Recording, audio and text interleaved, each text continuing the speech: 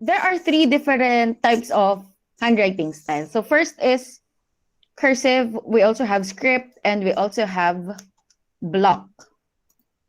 When we say cursive, this means running or connected, writing in which one letter is joined to the next. Katulad niyang nakikita ninyo sa PowerPoint presentation natin, dikit-dikit sila. In Kapampangan, we call it tayid-tayid. Yun na nga, connected sila. Then, one letter is joined to the next.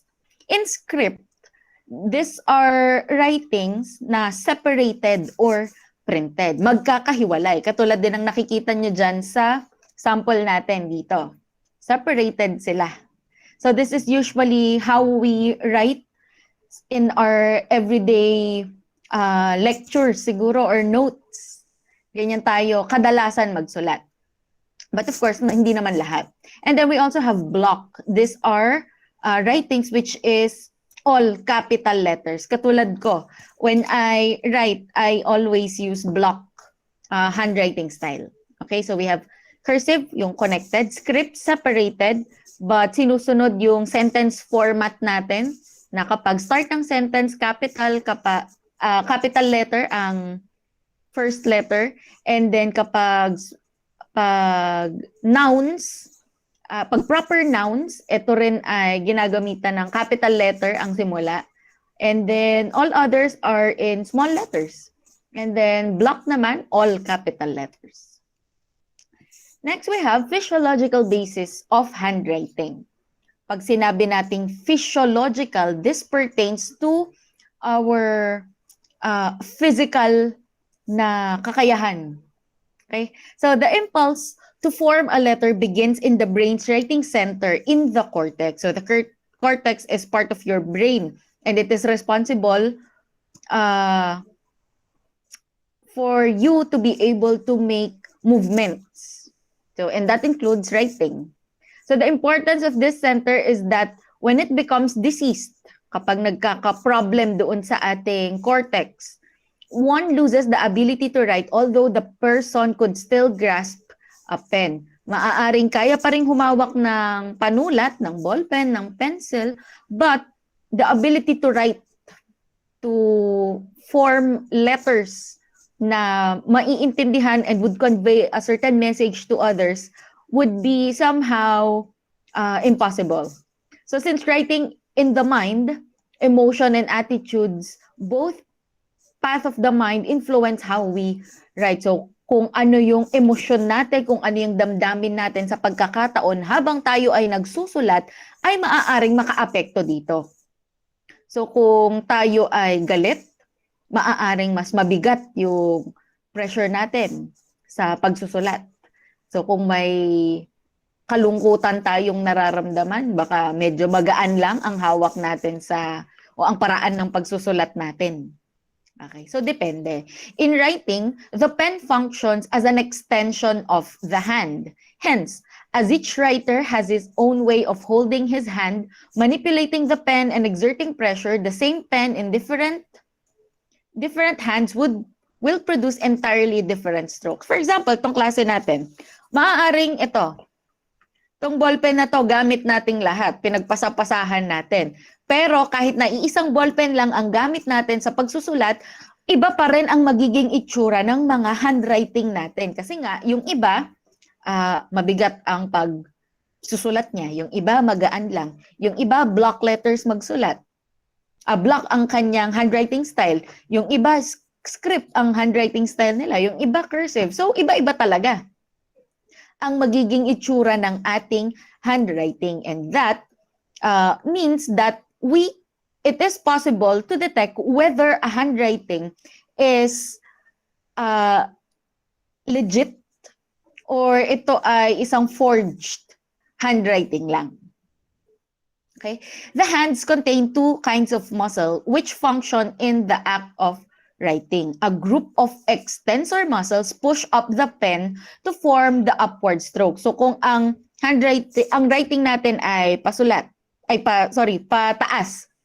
the extensor muscles are being used.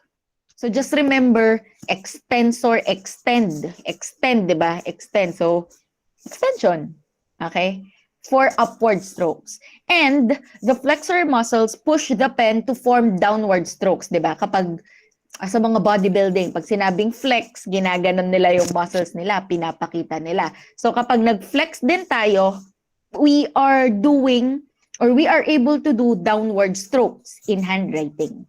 So extensor, pag upward strokes, downward strokes, flexor muscles. The flexor and extensor muscles combined with numerical muscles are used to form lateral stroke. So combination naman kapag lateral strokes. The delicate way in which the various muscles used in writing work together to produce a written form is known as motor coordination. So kung papaano naman nagkakasundo yung mga muscles natin sa pagsusulat, we call that motor coordination. Next is movement in handwriting. We have 4 types. So the first one is finger movement. The thumb, the fist, the second, and slightly the third finger are in actual motion. Most usually employed by children and illiterate. So ano lang daw ang gamit? Thumb, fist, second and third finger. So papaano sila magsulat? Ganito. Ganyan sila magsulat. Hindi gumagalaw to. Ito lang. Saan daw siya madalas nakikita? Sa mga bata at saka sa mga illiterates. Those who are not able to completely read and write. Hindi talaga masyadong marunong magbasa at magsulat. Illiterates yan. Okay. So, another kind of movement is hand movement. This is produced by the movement or action of the whole hand with the wrist as the center of attraction. So, kasama na ito. Wrist. Okay? Okay. Next is the forearm movement. This is your forearm. Ito. The movement of the shoulder, hand, and arm with the support of the table. So, in forearm movement, merong lamesa na involved. Okay. So, for example, ito, I have a table here. So, usually, kapag ginagawa natin ang forearm movement, may patungan yung ating forearm. Then, we use also including our shoulders and our hand. Okay?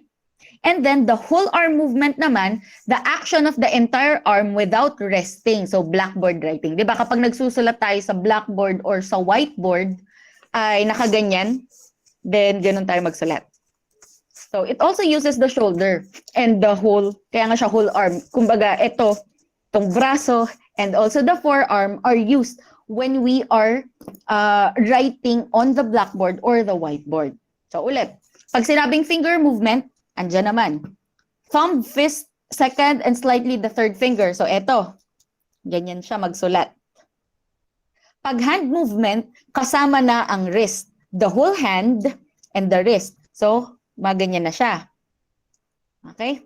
And then, sa forearm movement, just remember na sa forearm movement, laging may lamesa. Okay? And kadalasan, nakaupo ang tao kapag ginagamit natin itong ganitong klaseng movement, yung forearm movement natin. Okay, so, ganyan na siya magsulat. Okay? Then the whole arm, dahil nakaganyan siya, the whole arm really is used in writing. So again, usually, this is when writing on the blackboard or the whiteboard. Next is rhythm in handwriting. If you are familiar with the term rhythm, this is usually used in music. So, meron bang nagbabanda dito? Diba merong tinatawag na rhythm guitar? Ayun. When I was still active sa pagbabanda, kung hindi ako vocalist, I am in rhythm guitar. So, kumbaga, ikaw nga yung nagpapatakbo, ikaw yung nagpapakita ng flow ng kanta ninyo. So, ganun din sa handwriting, meron ding rhythm. So, rhythm is succession of connected, uniform strokes working in full coordination. This is manifested by clear-cut, accentuated strokes which increase and decrease in which look like perfect cones. pressure is always in a state of change, moving from light to heavy or from heavy to light. Okay, so when we say rhythm in handwriting, yung flow ng handwriting mo.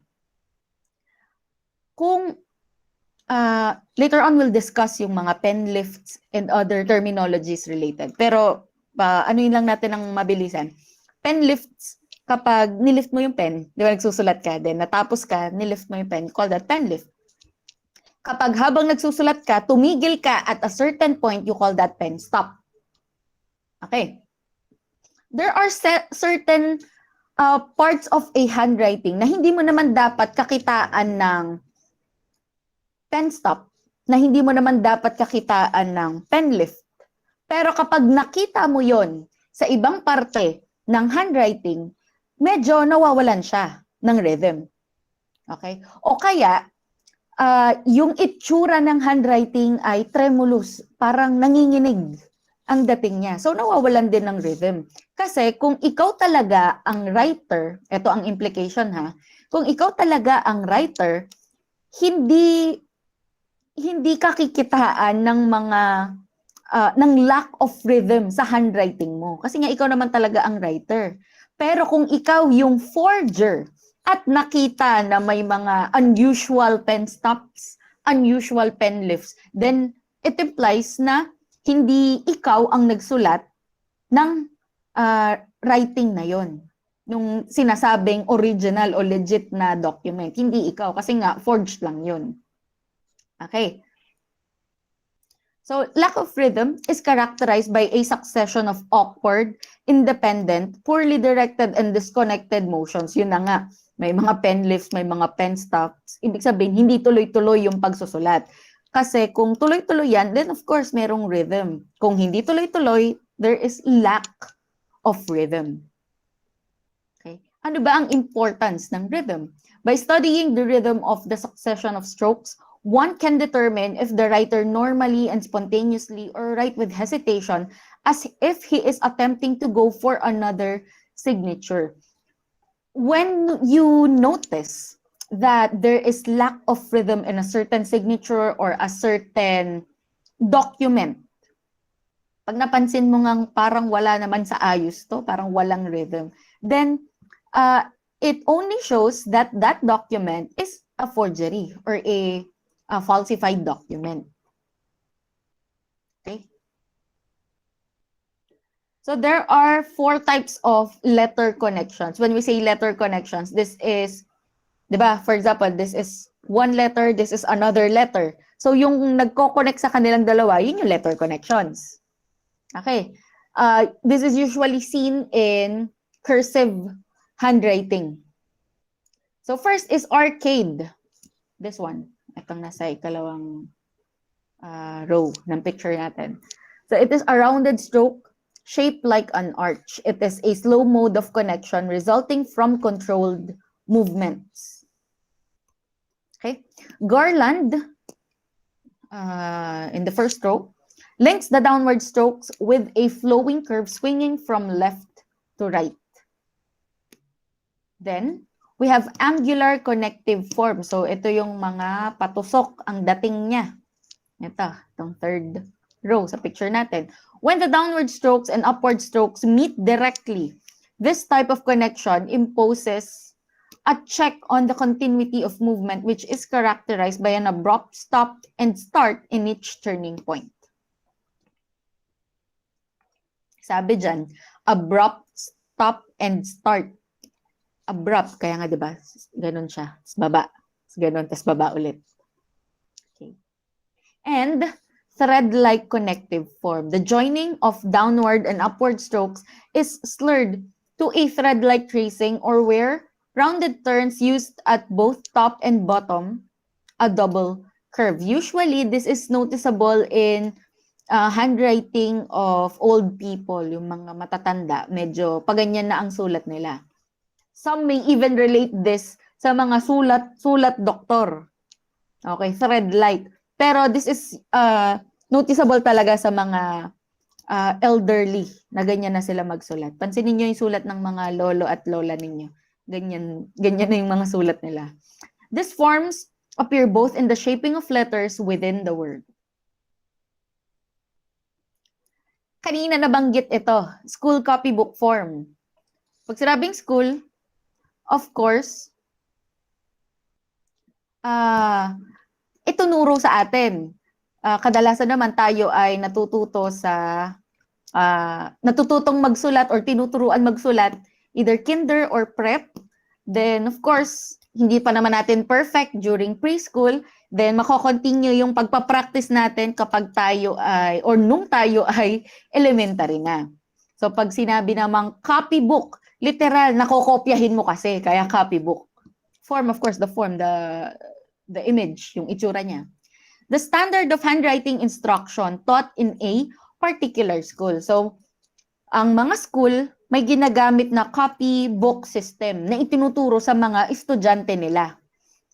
Kung maalala ninyo nung kayo ay kinder, prep, or elementary, yung nasa taas ng blackboard na capital A, then small a, then capital B, small b, hanggang sa Z. Tapos yun nga, yung naka-display sa taas ng blackboard ninyo. Yun yung copybook na itinuturo sa inyo. Okay? Classes of copybook depend on the standard copy adopted by a writer. And of course, this is taught by your teachers. Ma'am, yan po ba yung unang letter lang yung, what's that? Baseball?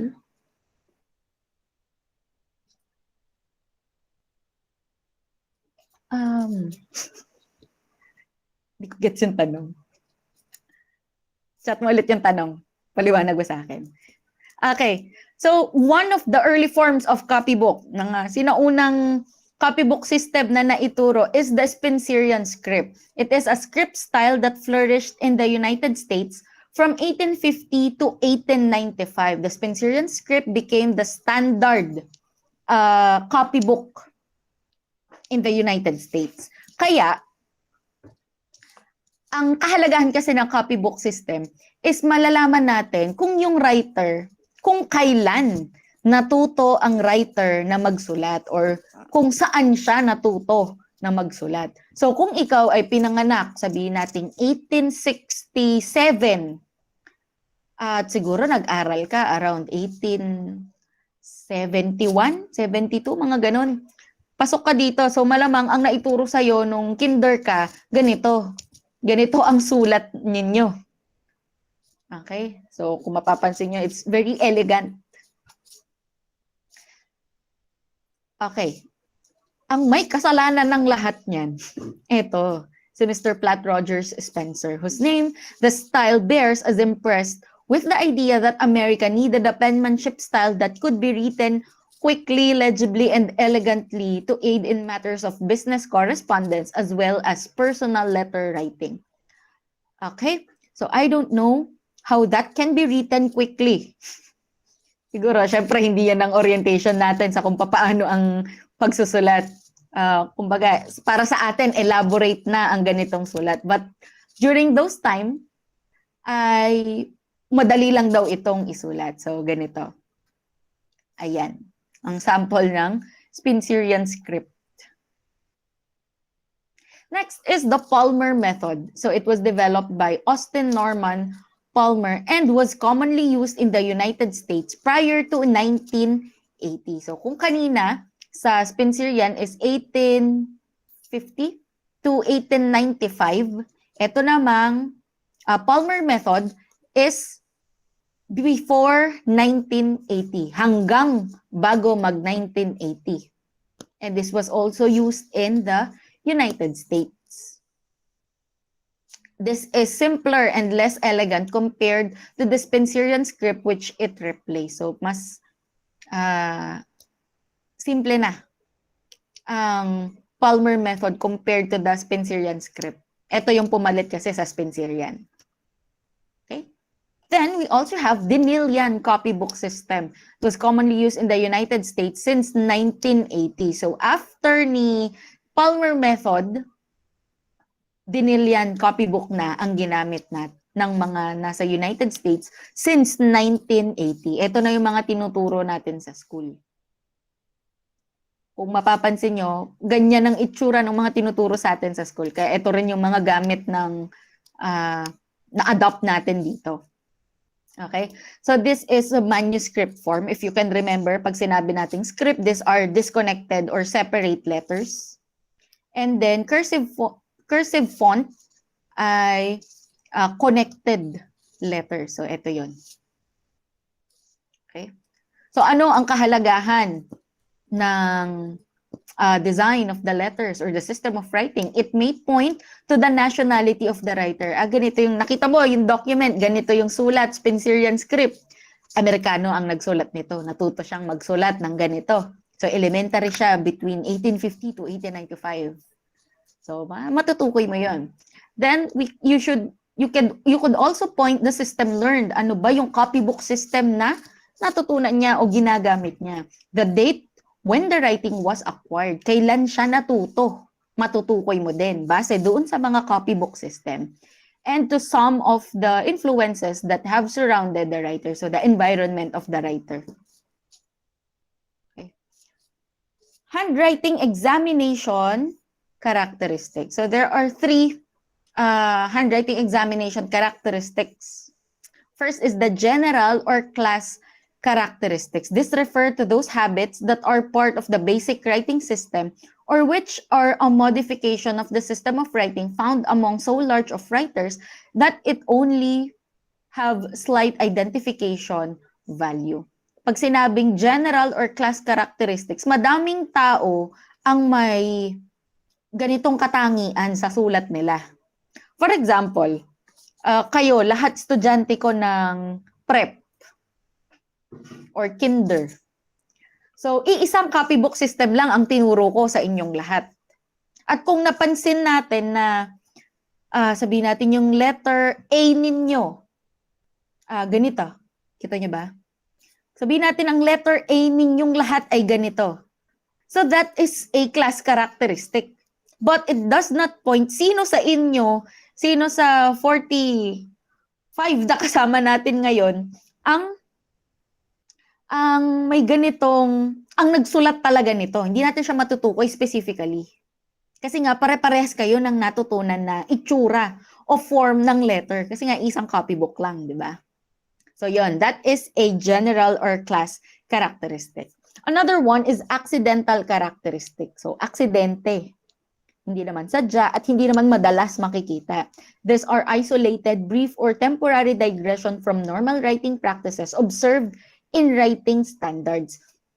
This may refer to, for example, kayo ay pagod sa pagkakataon na yon. So wala ka ng gana magsulat. Wala ka ng lakas na magsulat.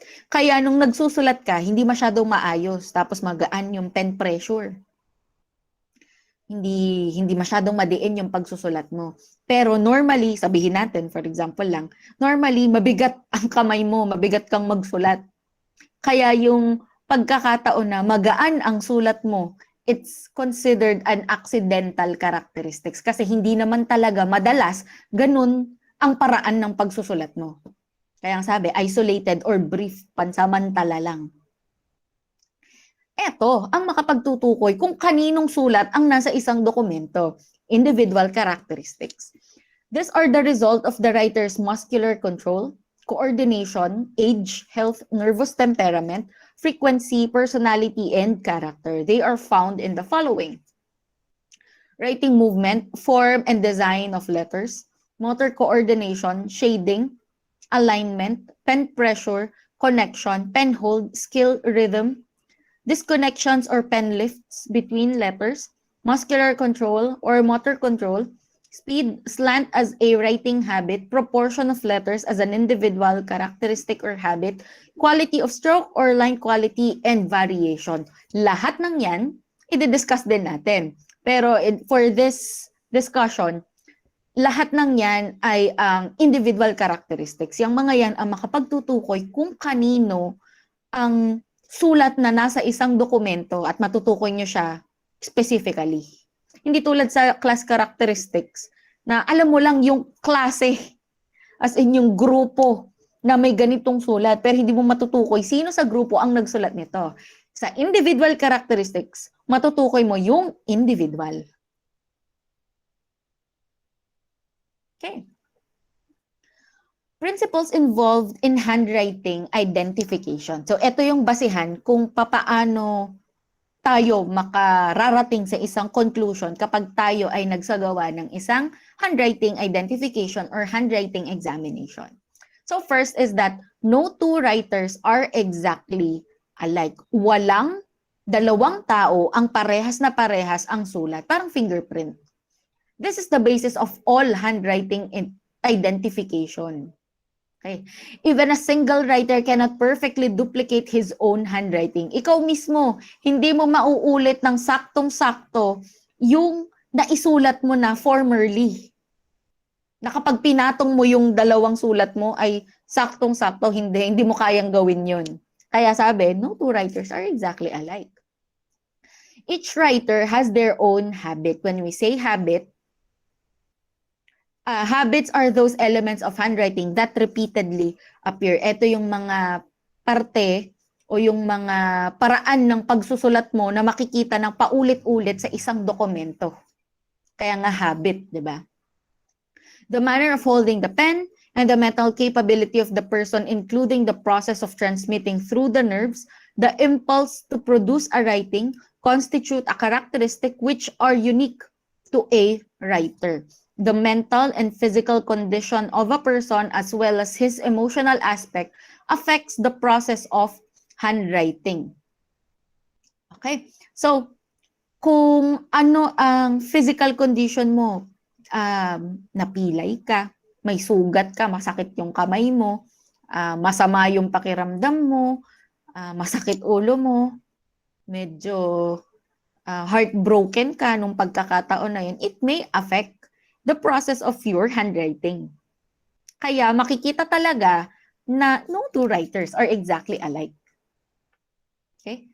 Another principle, the physical writing condition and position of the person, including his writing instrument, may affect the handwriting characteristics, but they do not confine all its identifying elements. Both illness and old age may be reflected in handwriting. So kung may sakit ka na o kaya matanda ka na, makikita yon sa handwriting mo.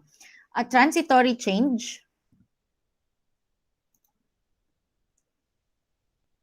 A transitory change may be injected into handwriting by temporary physical and mental conditions such as fatigue, nervous tension, and intoxication or severe illness from which the writer ultimately recovers. Anong ibig sabihin pag transitory change? These are those changes which continue only while the basic cause is affecting the writer. For example, pilay ka. Sa pagkakataon na pilay ka, iba ang sulat mo. Pag hindi ka napilay, babalik na sa normal yung sulat mo. Kaya nga siya transitory change. Transit, from the word transit, dadaan lang. Hindi siya permanente doon sa lugar na yon. Okay? Kumbaga, hindi tatambay yung ganun klaseng sulat mo. Okay? So, the writing position may also affect the qualities of handwriting. For example, nagsusulat ka habang nakaupo. O kaya nagsusulat ka, nakaganyan ka sa papel, ganyan ka magsulat. Iba din ang magiging itsura ng sulat mo. Or nagsusulat ka sa blackboard. 'Di ba? Movement pa lang, 'di ba? Handwriting movement mo doon, whole arm. As compared doon sa forearm movement, magkaiba 'yon. Okay? So it may affect the writing, your handwriting. Another principle is that a writer cannot exceed his maximum writing ability or skill without serious effort and training applied over a period of time. Hindi mo raw mahihigitan kung ano yung kakayahan mo sa panahon o sa oras na to. For example, kanina nakita nyo yung Spencerian script. 'Di ba? Sabi nga, it's very elegant. Ang ganda niya tignan. Dahil sabi natin, nagandahan kayo. Sobrang nagandahan kayo at nagdesisyon kayo sa oras na to na magiging ganun na ang sulat nyo. Magagawa nyo ba yun sa ganitong pagkakataon? O sa pagkakataon na ito, right at this moment? You cannot. You cannot do the Spencerian script. Hindi porket ginusto nyo. Bakit? Kasi nga, a writer cannot exceed his maximum writing ability without serious effort and training. At applied over a period of time. So, hindi lang porket nagdesisyon ka ngayon din, mag-iiba na ang sulat mo, magiging Spencerian script na ang sulat mo. Hindi. Pero imposible ba? Hindi naman imposible. Ano daw ang kailangan? Kailangan ng serious effort and training. Kasi nga, ang handwriting is a neuromuscular task. Kumbaga, na-train na ng utak mo kung paano ka magsulat, pati yung muscles mo. Sa kamay, na-train mo na kung paano ang magiging paraan ng pagsusulat mo ng letter A, ng letter B, ng letter C, at ng iba pang letters.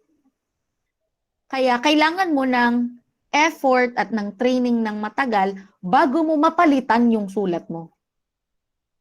Kaya nga, this guys for the most part is completely unpracticed, and even if it has been practiced, it will never develop to the point that the person's writing ability and habit are bound to bring about a less fluent and less skillful mode of writing. Kaya nga, yung mga forgers, kahit na nag-practice sila ng ilang buwan, ng ilang linggo, hindi nila makukuha ng saktong-sakto yung paraan ng pagsusulat ng iba, yung handwriting ng iba. Kasi nga matagal ito. Okay? Kaya it's possible to determine sino ang writer ng isang document. So even if practiced, this guys hardly enables the writer to achieve his best writing. Next. The combination of handwriting characteristics include those derived from form and writing movements are essential elements of identification. So, kung maalala nyo, nabanggit natin to kanina, these are your individual characteristics. The elements of movement such as skill, rhythm, writing pressure, emphasis, and shading, location and quality of starts and stops, pen lifts, and the like are reflected in the finished specimen. Mapapansin mo yan doon sa document na i-examine mo. The combination of these elements describe the fundamental writing movement. Okay. Next is individuality in handwriting can only be determined through comparative examination with the standard written or prepared under comparable conditions. So, kailan mo lang daw matutukoy ang individuality ng isang handwriting? Kapag kinumpare mo na ito sa isang standard. Diba? Question document ang i-examine natin. Magagawa lang natin ng maayos yung examination natin or yung determination natin doon sa kung sino ang nagsulat ng document na yun kapag meron na tayong standard. At ano ang requirements sa standard? Kailangan legit, diba? Of course, yun na nga eh. Standard siya. So it should not be tampered in any way. There should not be any question as to its authenticity. Alam natin kung kanino galing itong standard writing na to. Okay? Writing standards are necessary to establish the individual's normal writing habit. Kailangan yon para alam natin yung normal na paraan ng pagsusulat. Kasi nga sabi natin, madaming bagay ang pwedeng maka-impluwensya sa pagbabago ng sulat. Katulad ng masama ang pakiramdam, diba? May physical aspects, may emotional aspects na makaka-affect sa handwriting ng isang individual. Kaya kailangan yung standard para matukoy ano ba yung standard nga, ano yung normal niya na sulat. Okay? Unless they completely fulfill these conditions, their usefulness in any examination is limited. So kung hindi naman napatunayan na standard talaga ang isang document, so walang sense na i-compare mo yan doon sa question mo. Standards which do not comply with these requirements lead to erroneous conclusion. So magkakaroon ka lang ng mga maling conclusion or maling result if you compare a question document with another question document. Kaya dapat yung standards mo ay mamimit yung standards kung ano ang standards. Gets nyo yun? Similarity does not mean identity. Hindi porket hawig, iisa na ang nagsulat. Remember yung copybook, yung sinabi natin na, for example, lahat kayo ay magkakaklase nung kinder. So, iisang copybook system lang ang itinuro sa inyong lahat. So, pare-parehas ka ng itsura yung sulat ninyo, di ba? Pero similarity does not mean identity. Hindi porket lahat kayo ay ganito ang paraan nyo ng pagsusulat ng letter A, ay magko-conclude tayo agad na itong document na to ay si ganito na ang nagsulat. Hindi siya ganoon. There are many handwritings which are similar to each other in appearance, especially in the formation of letters, katulad nga nung letter A example natin. But no identical individual handwriting characteristics, especially with regard to subconscious unique writing characteristics and distinctly individual writing habits. Okay? Kaya nga yung mga individual characteristics natin ang makapagtutukoy talaga kung ano or kung sino ang nagsulat ng isang document. Hindi lang yung basta hawig, siya na ang nagsulat. Hindi siya ganun. Ini-examine pa yan isa-isa. Ito, complete identity means definite forgery. Kapag parehas na parehas ang dalawang handwriting or dalawang signature, sure na sure din tayo na forged yun. If a signature is geometrically identical with another, it points inevitably to tracing. For neither the forger nor the owner of the signature himself can produce such a perfect copy. Alam niyo yung, ito may isang pirma, tapos may isang pirma ulit. Pag pinatong nyo, saktong-sakto, that's impossible. Really. Kahit na ikaw talaga yung nagsulat ng dalawang pirma na yon, hindi mo yun maisasakto sa kung ano yung isa. You cannot make a perfect copy. Di ba sa bangko, kung na-experience nyo nang magpa-encash ng cheque, papapirmahin ka ng 3 beses doon sa cheque. Then, i-compare pa yon doon sa signature mo, doon sa ID na ipinasa mo sa kanila. So, this only means that if a certain signature or handwriting is truly identical with another, then it's definitely a forgery. Sure tayo doon. Kasi ano lang yun, tinrace lang yun kapag ganun. No person writes his signature precisely the same twice in succession. Hindi mo magagawa ng dalawang magkasunod yun. If a writer looks on first impression different from other authentic signature, that fact may indicate genuineness. Kapag medyo slightly nag-iba yung itsura niya doon sa isa pang signature or handwriting, it may indicate genuineness. Of course, depende rin sa mga iba pa nating chine-check. Pero itong sinasabi nga dito, basta saktong-sakto siya, yung dalawang pirma o dalawang handwriting, sure na sure tayo, forgery yun. A writing was written by one person, iisa lang daw ang nagsulat, when there is sufficient number of identical writing habits. Kapag madaming identical writing habits ang makikita doon sa dalawang documents, doon sa question and doon sa standard natin. And identical primary controlling habits and identical primary controlling characteristics. In addition, the absence of divergent characteristics. Walang magkaiba sa characteristics ng standard at nung question mo. Kapag walang magkaiba, ang ibig sabihin nun, iisa lang ang nagsulat. Okay? Ulitin ko ha, pag madami ang pagkakaparehas, iisa ang nagsulat. Kapag walang pinagkaiba sa dalawang dokumento, iisa ang nagsulat. Okay. A writing was not written by one person when there is a sufficient number of divergent writing characteristics. Hindi iisa ang nagsulat ng standard at ng question mo kapag madaming pagkakaiba. Okay? Madaming divergent writing characteristics and the absence of identical primary controlling characteristics at walang pagkakaparehas. Hindi iisa ang nagsulat. Ulit, kapag standard question, kapag madaming pagkakaiba, hindi iisa ang nagsulat. Kapag walang pagkakapareha, hindi iisa ang nagsulat. Okay? Questions?